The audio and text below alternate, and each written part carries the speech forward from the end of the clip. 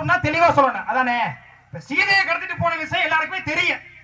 சீதையை கடத்திக்கிட்டு போனது யாருன்னு கேட்டா விஷ்ணு பெருமானுக்கு அவருடைய கதாபாத்திரத்துல இருக்கிறவே, அவருடைய கதாநாயகனுக்கு வில்லனாக இருக்கிறவே யாருன்னு கேட்டீங்கன்னா அரக்கன். ஏய் ஒரு அழகான ஒரு பெண் இரியா முதல்ல. அரக்கன்னு எல்லாருக்குமே தெரியுமியா? சீதையை கடத்திட்டு போனது அரக்கன்னு தெரியும். அவன் பேர் என்ன? அதுதான் இந்த இடத்துல கதையில முக்கியம். அந்த பேரை சொல்லணுமா? பேரை கண்டிப்பா சொல்லி அவனே விஷ்ணு பகவான். ஏய் கிருஷ்ணவன் விஷ்ணு பகவான். என்னது? அவன் பேரு விஷ்ணு பகவான். விஷ்ணு பகவானா? விஷ்ணு பகவான்னா மேலோகத்துல வந்து குதிரையிலே பறந்துகிட்டு இருப்பேன். அவனோட கழுகுடைய பிறந்தவன் சிக்த பிரமாணமனை சேர்ந்தவன்.